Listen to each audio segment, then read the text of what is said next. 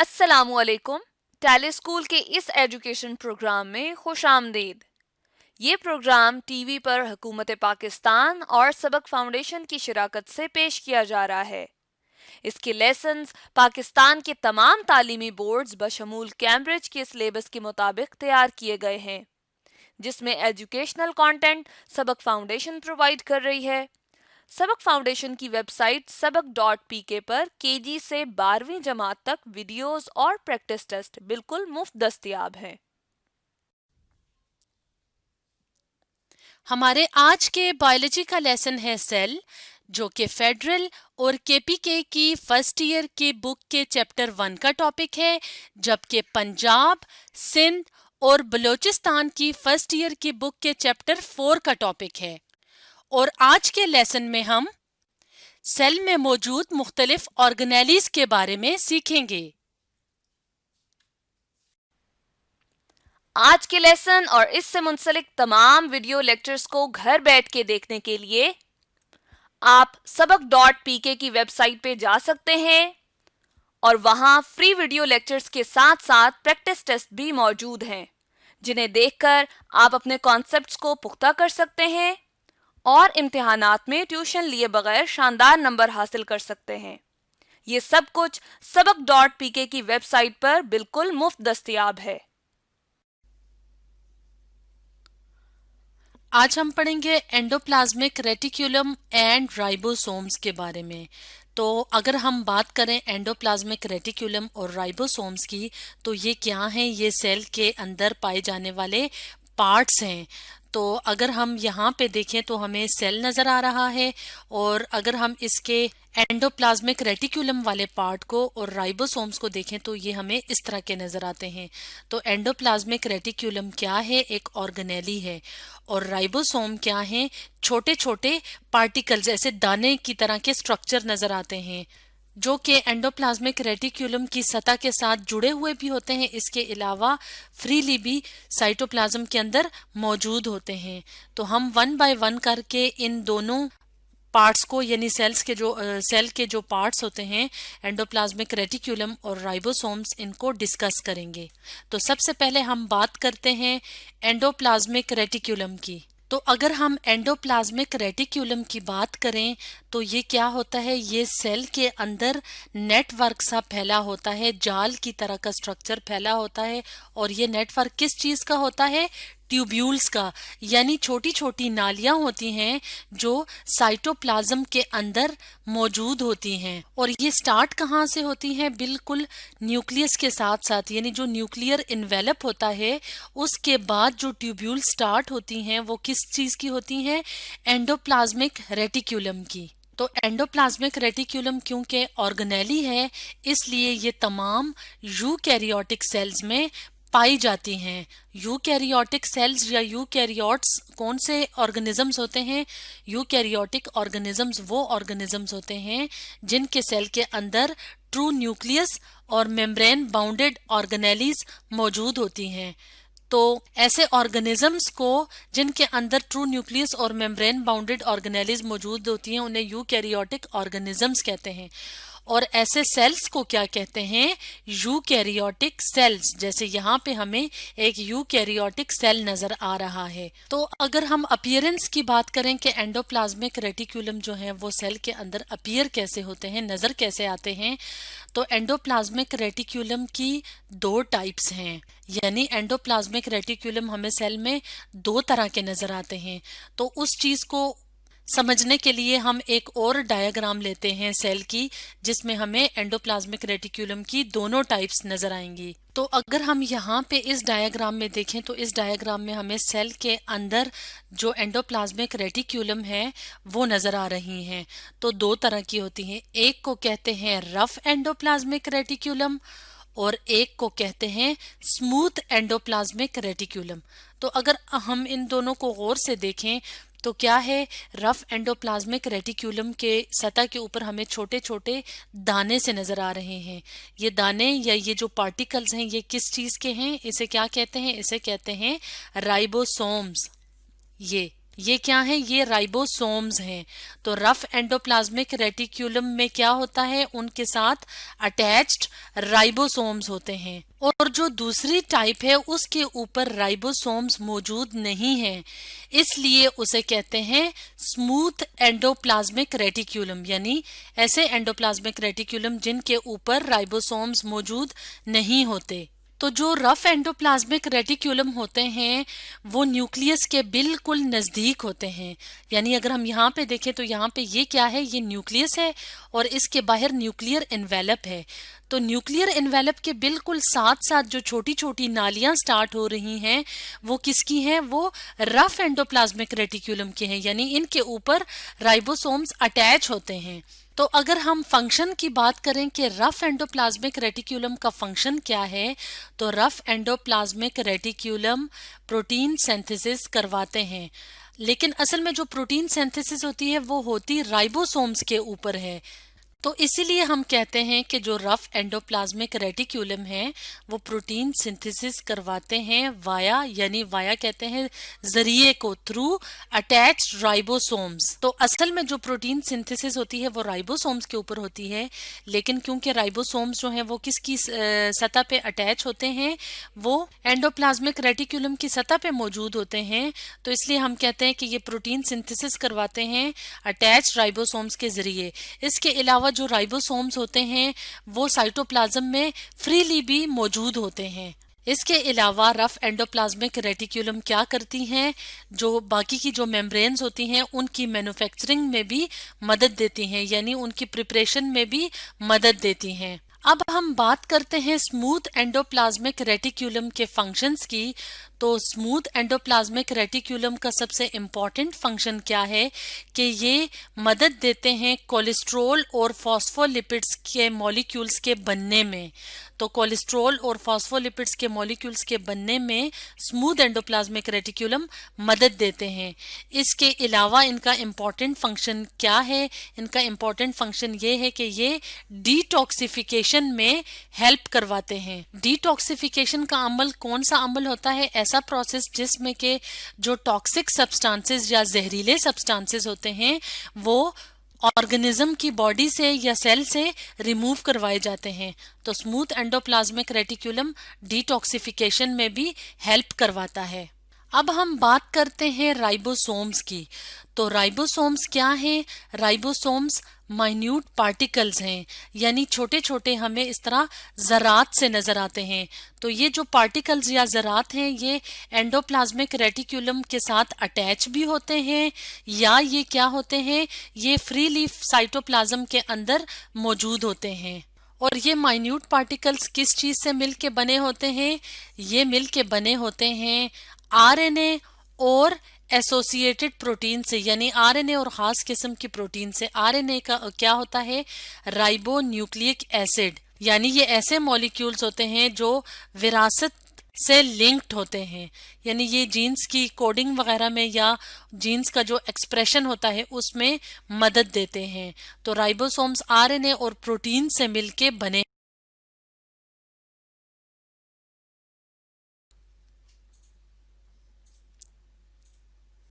आज हम पढ़ेंगे गोल्जी अपरेटिस एंड लाइसोसोम्स के बारे में। तो अगर हम बात करें गोल्जी अपरेटिस और लाइसोसोम्स की, तो ये क्या हैं? ये सेल के अंदर मौजूद ऑर्गेनेलीज होती हैं। तो ऑर्गेनेलीज क्या होती हैं? सेल में मौजूद जो छोटे छोटे स्ट्रक्चर्स होते हैं जो सेल के लिए मुख्तलिफ किस्म के फंक्शंस परफॉर्म करते हैं, ना सिर्फ सेल के लिए बल्कि बॉडी के लिए। तो इन छोटे छोटे स्ट्रक्चर्स को क्या कहते हैं? इन छोटे स्ट्रक्चर्स को कहते हैं सेल ऑर्गेनेलीज। तो आज हम डिस्कस करेंगे गोल्जी अपरेटिस और लाइसोसोम्स के बारे में। तो सबसे पहले हम बात करते हैं गोल्जी अपरेटिस की। तो गोल्जी अपरेटिस को जिन साइंटिस्ट ने डिस्कवर किया उनका नाम था कैमिलो गोल्जी। तो इसलिए इसका नाम गोल्जी बॉडीज या गोल्जी अपरेटिस पड़ गया। तो गोल्जी अपरेटिस के अलावा इसके लिए जो वर्ड्स इस्तेमाल किए जाते हैं वो है गोल्जी कॉम्प्लेक्स या गोल्जी बॉडी, या सिर्फ इसे गोल्जी भी कहा जाता है। और अगर हम स्ट्रक्चर की बात करें कि गोल्जी बॉडीज या गोल्जी कॉम्प्लेक्स हमें किस तरह के नजर आते हैं, तो ये इस तरह के सैक्स से होते हैं और ये क्या करते हैं, एक दूसरे के ऊपर ये सैक्स मौजूद होते हैं और ये क्या बनाते हैं, स्टैक यानी एक ढेरी सी बनाते हैं। और ये सैक्स मेम्ब्रेनियस होती हैं, यानी इनके इर्द गिर्द, हर सैक के इर्द गिर्द मेम्ब्रेन मौजूद होती है।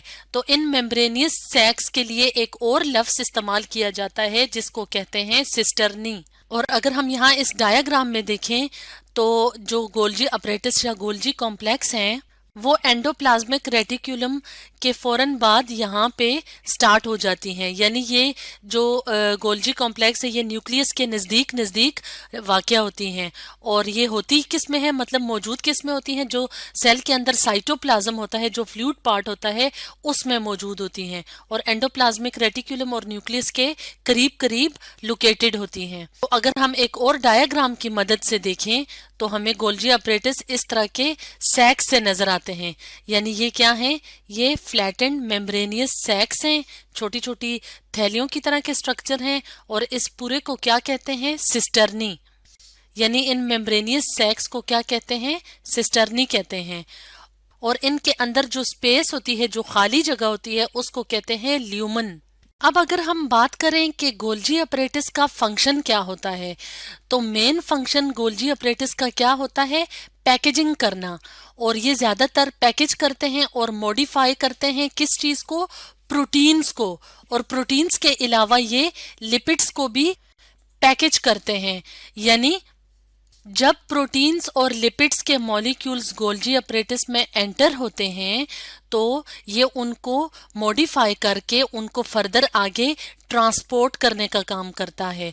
और मॉडिफाई करके तो ट्रांसपोर्ट करने से पहले उनको क्या करते हैं, उनको पैकेज कर देते हैं सिक्रेटरी वेजिकल्स की शक्ल में। अब अगर हम यहाँ पे देखें तो यहाँ पे ये क्या है, इनकमिंग ट्रांसपोर्ट वेजिकल्स। तो ये कहाँ से आ रहे हैं, ये एंडोप्लाज्मिक रेटिक्यूलम से आ रहे हैं। अगर हम इस डायग्राम में देखें तो ये क्या है, एंडोप्लाज्मिक रेटिक्यूलम। तो यहाँ से जो प्रोटीन्स और लिपिड्स वगैरह आ रहे हैं तो वो ट्रांसपोर्ट वेजिकल्स की फॉर्म में कहाँ पे एंटर होंगे, गोल्जी कॉम्प्लेक्स में। तो गोल्जी कॉम्प्लेक्स या गोल्जी बॉडीज जो हैं उनको फर्दर मॉडिफाई करके, यानी उनको चेंज करके, उनको पैकेज करके ट्रांसपोर्ट वेजिकल्स की शक्ल में बाहर की तरफ निकाल देगी। जैसे कि अगर हम यहाँ पे देखें तो ये क्या है, न्यूली फॉर्मिंग वेजिकल्स। वेजिकल्स क्या होते हैं, फ्लूइड फिल्ड सैक्स होते हैं, यानी छोटी छोटी थैलियां सी होती हैं। अगर हम यहाँ पे देखें ये बबल से हैं, बबल लग रहे हैं, तो इनके अंदर क्या होता है, मटेरियल होता है। और इस मटेरियल ने कहाँ पे ट्रांसपोर्ट होना होता है, जहाँ पे जो बाकी के दूसरे सेल्स वगैरह हैं या टिश्यूज हैं जहाँ पे इनकी जरूरत होती है। तो अगर हम एक और डायग्राम की मदद से देखें तो यहाँ पे ये क्या है, ये एंडोप्लाज्मिक रेटिक्यूलम है और ये क्या है, गोल्जी नेटवर्क है, यानी गोल्जी कॉम्प्लेक्स का एक जाल सा बिछा हुआ है। ये सारे जो सिस्टर्नी है ये एक नेटवर्क सा बनाती हैं। तो यहाँ से जो वेजिकल्स निकलेंगे, यानी जो प्रोटीन्स और लिपिड्स जो पैक होंगे मेम्ब्रेन के अंदर वेजिकल्स की शक्ल में, इस तरह बबल्स, जो फ्लूइड फिल्ड बबल्स का जो स्ट्रक्चर बनाते हैं, तो वो एंटर होंगे कहाँ पे, गोल्जी नेटवर्क के अंदर। और उसके अंदर उसकी फर्दर मॉडिफिकेशन होगी, यानी उसके अंदर तब्दीलियां आएंगी और वो क्या बनाएगी, ट्रांसपोर्ट वेजिकल्स, यानी प्रोटीन्स और लिपिड्स और बाकी के जो मटेरियल्स हैं वो किस शक्ल में बाहर की तरफ निकलेंगे, ट्रांसपोर्ट वेजिकल्स की शक्ल में। अब ये यहाँ से क्या करेंगे, ये सेल मेम्ब्रेन के अंदर स्पेसिफिक जो जगह होंगी वहां पे जाके ये क्या करेंगे, उनके साथ फ्यूज कर जाएंगे, यानी वहां पे जाके सेल मेम्ब्रेन के साथ मिल जाएंगे। और जो मटेरियल होगा, जो इन वेजिकल्स के अंदर मटेरियल मौजूद होगा, वो सेल मेम्ब्रेन के रास्ते बाहर की तरफ निकल जाएगा जहां पे इसकी जरूरत होगी, यानी बाकी के सेल्स तक पहुंच जाएगा। तो इस तरह से जो गोल्जी अपरेटस है उसका फंक्शन क्या है, पैकेज करना और ट्रांसपोर्ट करना प्रोटीन्स और लिपिड्स की। अब हम बात करते हैं एक और ऑर्गेनेली की जिसका नाम है लाइसोसोम्स। तो अगर हम इस डायग्राम की मदद से देखें तो लाइसोसोम्स क्या है, लाइसोसोम मेम्ब्रेन बाउंडेड सिंपल सी ऑर्गेनेलीज हैं। अगर हम यहाँ पे देखें तो हमें यहाँ पे एक लाइसोसोम नजर आ रहा है। तो ये क्या है, ये भी वेजिकल की फॉर्म में ये ऑर्गेनेली है जो मेम्ब्रेन बाउंडेड ऑर्गेनेली है। और अगर हम फंक्शन की बात करें कि लाइसोसोम का फंक्शन क्या है, यानी ये सेल के लिए किस तरह का फंक्शन परफॉर्म करते हैं, तो लाइसोसोम का फंक्शन होता है डाइजेशन डाइजेस्ट करना। किस चीज को डाइजेस्ट करना? मैक्रोमोलिक्यूल्स को, और सेल के जो पुराने पार्ट्स होते हैं उनको डाइजेस्ट करना, और माइक्रो ऑर्गेनिजम्स वगैरह जो छोटे छोटे ऑर्गेनिजम्स होते हैं उनकी डाइजेशन।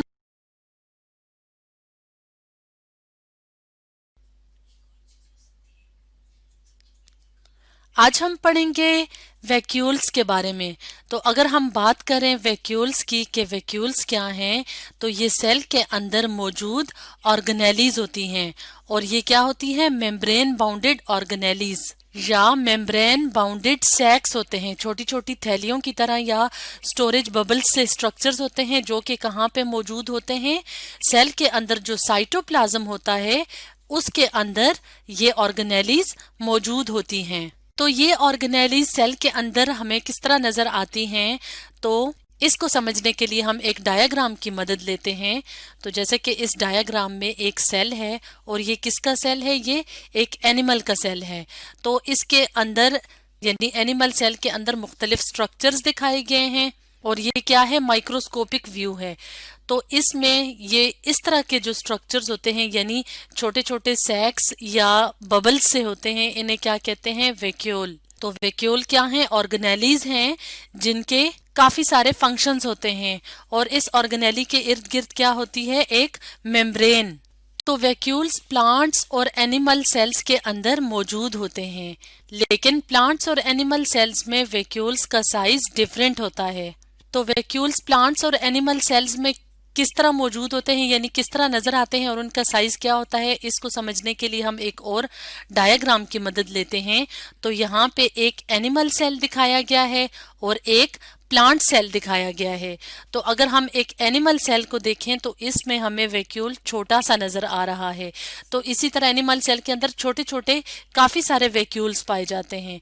जबकि अगर हम प्लांट सेल देखें तो प्लांट सेल के अंदर हमें वैक्यूल का साइज बड़ा नजर आ रहा है, और इसकी पोजीशन क्या है? सेंट्रल, यानी दरमियान में एक बड़ा सा वैक्यूल मौजूद होता है।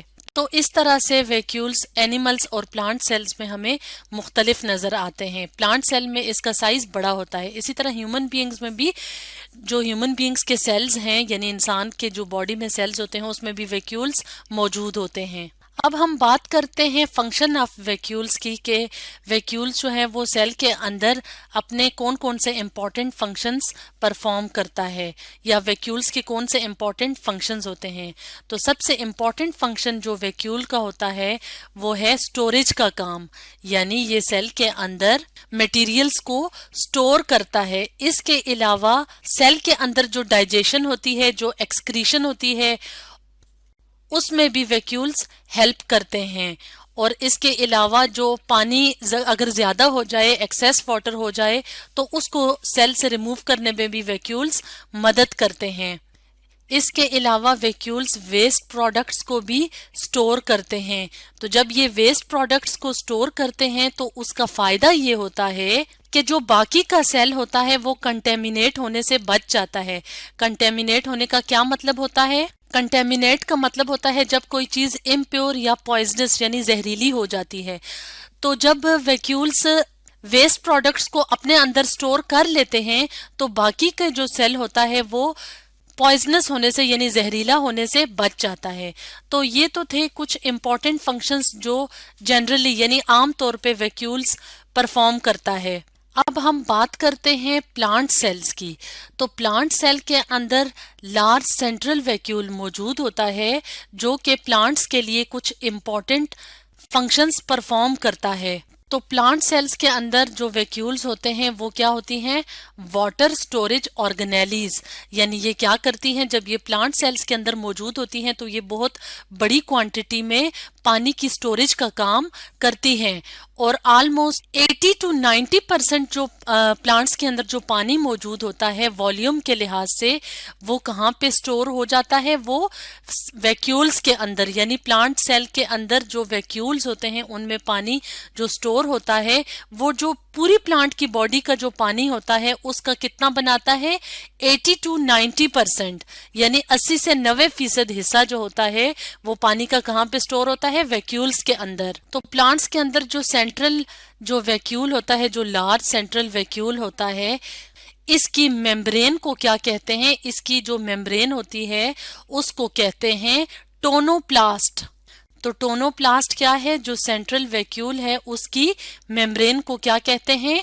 उसकी मेम्ब्रेन को कहते हैं टोनोप्लास्ट। तो अगर हम इंपॉर्टेंट फंक्शन की बात करें कि सेंट्रल वैक्यूल का प्लांट सेल के अंदर क्या इंपॉर्टेंट फंक्शन है या कौन से फंक्शंस ये परफॉर्म करता है, तो जैसे कि हमने वीडियो के स्टार्ट में बताया था कि वैक्यूल का जो सबसे इम्पॉर्टेंट फंक्शन है वो क्या है? वो स्टोरेज का काम करना। तो वैक्यूल के अंदर, जो प्लांट सेल के अंदर जो सेंट्रल वैक्यूल पाया जाता है, उसके अंदर क्या क्या चीजें स्टोर होती हैं? उसके अंदर स्टोर होती हैं मुख्तलिफ किस्म के सॉल्ट्स, मिनरल्स, न्यूट्रिएंट्स, प्रोटीन्स और पिगमेंट्स वगैरह। और ये जो सारी चीजें हैं ये प्लांट की ग्रोथ और मुख्तलिफ फंक्शंस को मेंटेन करने के लिए बहुत जरूरी